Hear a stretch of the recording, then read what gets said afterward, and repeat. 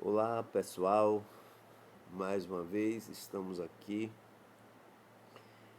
para compartilharmos e darmos continuidade ao a nosso pequeno estudo e construirmos assim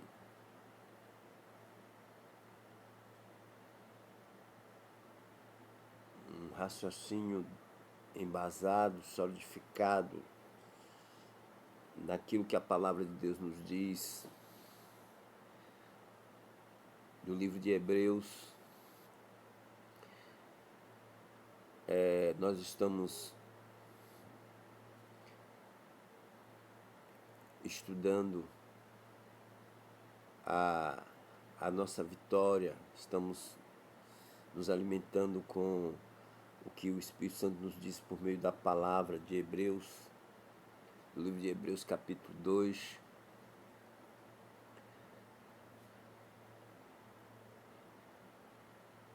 que fala sobre a obra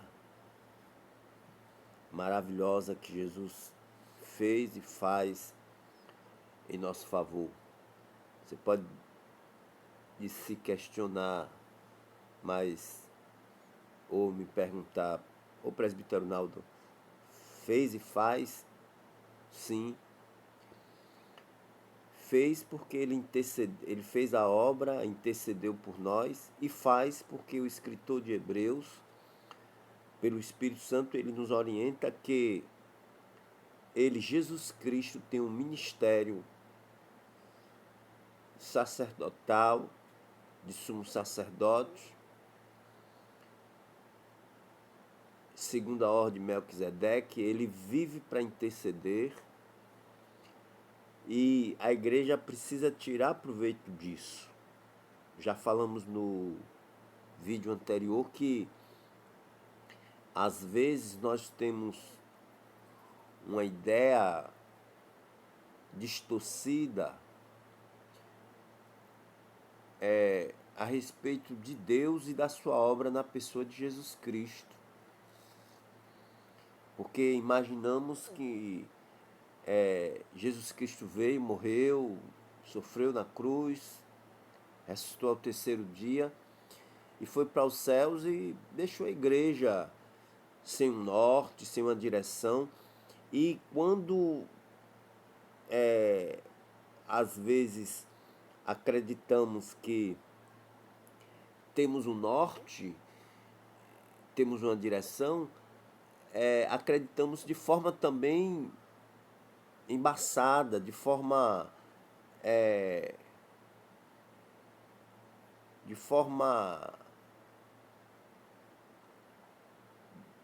distorcida, porque pensamos que vamos chegar do outro lado ou vamos conquistar a vitória plena com os nossos meros esforços, com os nossos estudos.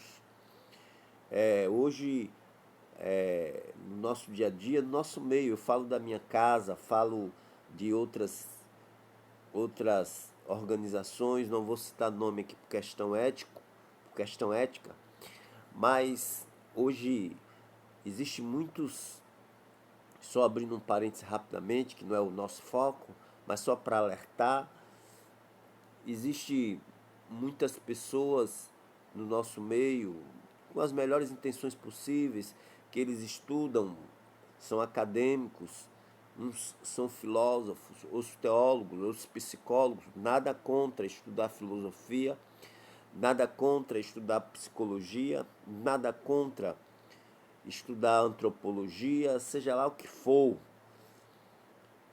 Porém, nada dessas ciências ocupam o lugar da obra que foi feita por Jesus Cristo e que só pelo Espírito de Jesus Cristo elas podem ser entendidas e, e consolidadas nos nossos corações, no coração da igreja.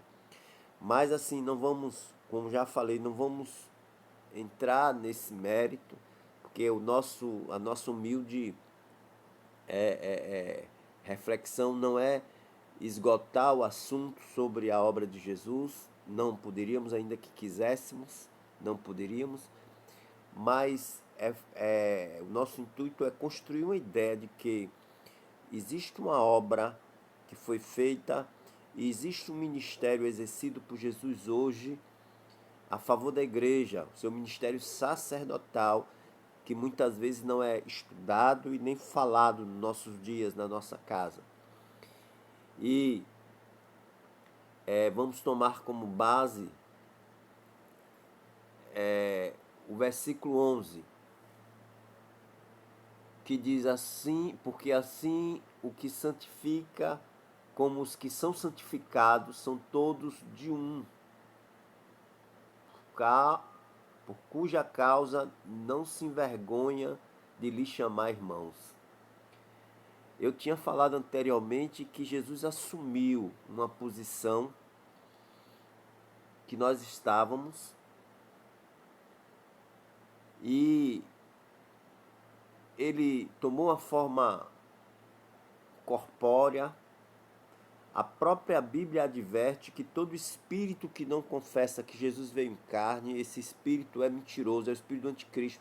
Porque o anticristo, ele até, as pessoas que falam inspiradas por esse espírito anticristo, anti quer dizer que se opõe, que vai de encontro de, as pessoas que não creem ou que falam, seja ela por meio de filosofia, seja por meio de teologia ou ciência moderna, seja lá o que você queira chamar, elas vêm dissimuladamente introduzindo um raciocínio de que a obra de Jesus não foi bem isso que a Bíblia quer dizer. E aí começa o perigo.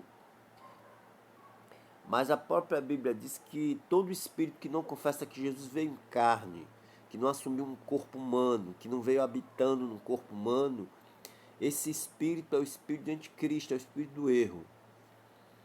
Por quê? Porque no fundo esse espírito diz que existe um Deus que é poderoso, que é cheio de força, que é majestoso, porém ele está distante de nós, ele não se relaciona conosco. Isso é uma mentira terrível, porque é como assim, não nega que Deus existe, mas na sua eficácia nega toda a obra de Jesus Cristo. Isso é perigoso.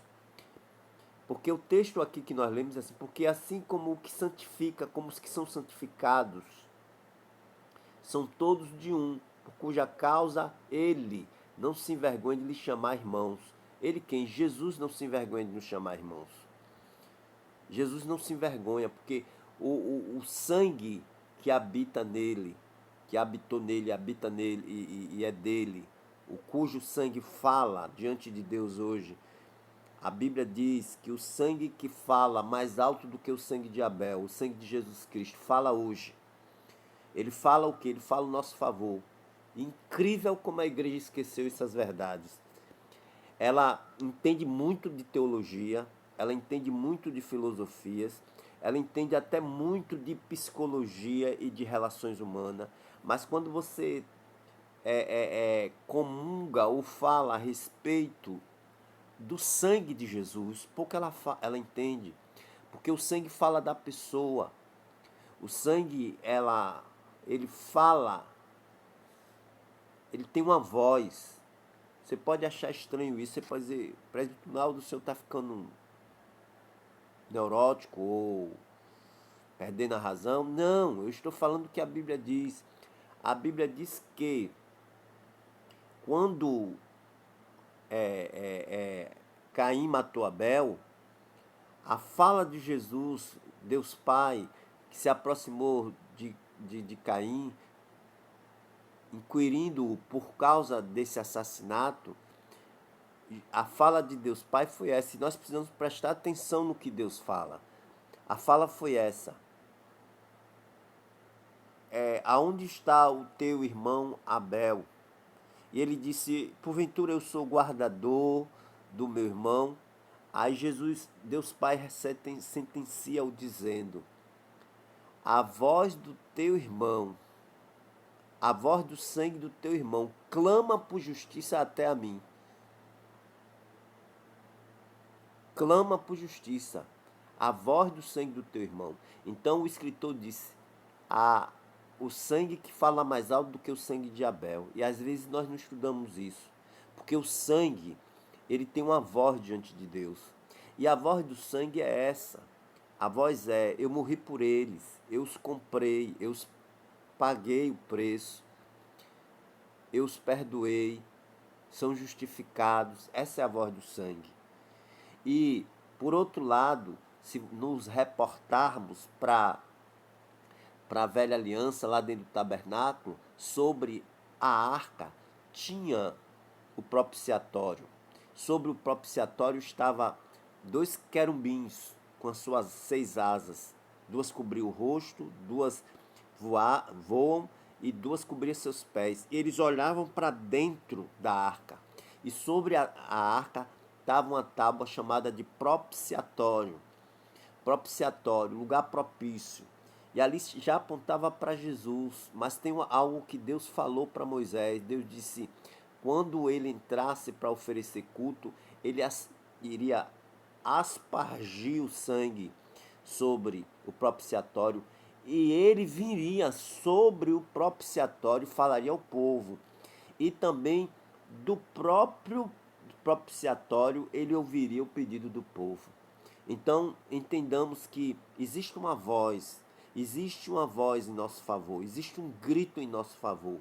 E esse grito é por meio de Jesus Cristo, o qual diz no versículo 11, porque assim como o que santifica, como os que são santificados, são todos de um. Maravilha isso aqui, porque quando Deus olha para mim por meio do sangue de Jesus, ele, ele nos olha como se o próprio Jesus estivesse em nosso lugar. Ele nos olha assim. Então, que nós entendamos e possamos começar a construir que existe uma voz diante de Deus em nosso favor. Existe um grito a favor do presbítero Naldo, a favor da irmã Maria, a favor do irmão José, do irmão Antônio. Há um grito em nosso favor. Por isso que está escrito lá em Apocalipse. Eles venceram pelo sangue do Cordeiro e pela palavra do seu testemunho. Pelo sangue do Cordeiro. O sangue tem uma voz. Agora, o sangue não é algo distante, não é algo que simplesmente caiu, foi vertido ali sobre o madeiro no Calvário e dali em diante, não. Existe um mistério que quando Jesus estava vertendo o seu sangue ali, não me pergunte como, mas eu tenho fé e creio nisso. Esse sangue foi coletado e foi apresentado diante do tribunal eterno. E esse sangue fala em nosso favor. Não perca os demais vídeos, que tem novidade pra gente aí, tá bom? Então, shalom, que Deus abençoe, fortaleça, que o Espírito Santo fale poderosamente ao seu coração, para que você seja edificado, consolidado, fortalecido na graça do Senhor, por meio do seu Espírito e da sua palavra. Deus abençoe.